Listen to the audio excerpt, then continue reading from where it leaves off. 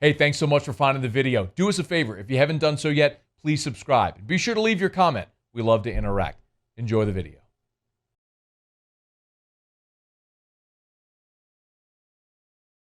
After the loss on Sunday Night Football, Sean Payton talked about what he saw transpire there in the Dome on Sunday night. We're not doing enough of the little things well enough to win on a consistent basis. We're going to watch the tape. There'll be some encouraging things, and yet, as a team, there's too many details that we have to improve on. That starts with us as coaches, myself, starting with me. But the turnover battle we thought would be important. Now it ended up just being 1 versus 0, and yet that's pretty significant. But there were parts of the way the game was unfolding that was encouraging early on, and then I thought as it went on, we didn't play as well in the second half. You heard him talk about the turnover margin, 1-0. It was a significant one, though. A tie ball game. The Saints get a stop near midfield and a chance to take the lead in the fourth quarter. They send Taysom Hill in for the silly zone read package, which I know has worked at times, but the NFL seems to be adjusting to.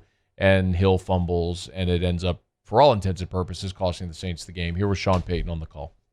Yeah, look, it was a tough break, tough play. It's a give read. We have a chance for a big play, and we'll leave it at that. He works his butt off like all of, it's just more of a technique thing. So if we have to look at how much, but that was, we had just stopped him on the fourth down play.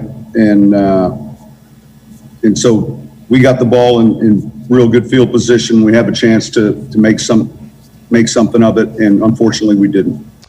I love Sean Payton, and we talk about this often.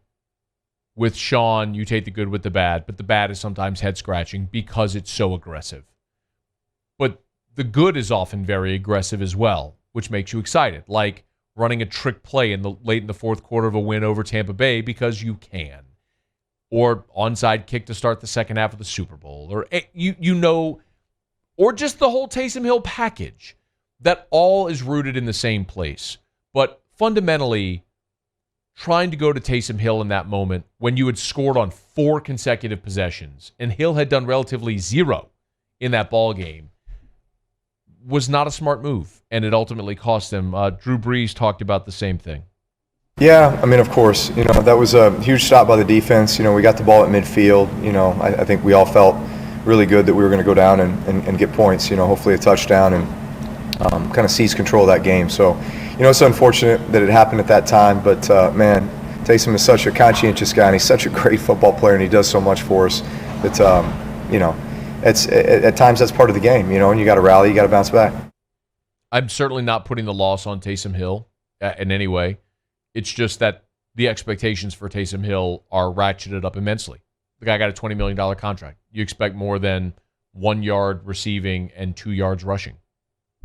The other big criticism for the game is the Saints and Drew Brees' inability to push the ball downfield. His air yards continue to drop. He's at 4.1 now.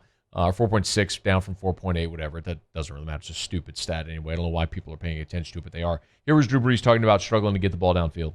We called a couple shot plays today, and unfortunately we just got, again, bad looks. I think I got sacked on one. And then actually, ironically, the second one was the one where I threw it to Alvin Kamara, and he went 52 yards for a touchdown. So I don't care how far I have to throw the ball down the field. My job is to make good decisions. I'm not going to force it. If it's not there, check it down, put it in the hands of our playmakers, and let them do what they do. 100% the right thing. And I don't know why here now this has become such a big thing. Maybe it was because we spent part of the offseason watching Drew Brees like fake throw a towel with a trainer. And so we focused on 41-year-old Drew and his inability to throw the deep ball. Like, Drew Brees hasn't had a rocket arm. It's been years. I could go back to the playoff game 2 years ago against the Rams where he woefully underthrew a football early in that ball game that would have been a touchdown. It's just kind of what it is now. Okay, I mean, that's not Drew's strong suit. Doesn't mean you can't win. I pointed this out. the last quarterback to have that low of an air yard stat was Brett Favre in 09. He got into the NFC Championship game. You can absolutely win. For me, the bigger thing with that is you don't have the deep threat. You don't have Ted Ginn. You don't have Devery Henderson. You don't have the blow the top off the defense guy. If you want that to be Deontay Harris, okay, then let Deontay Harris be that guy. But he's not right now.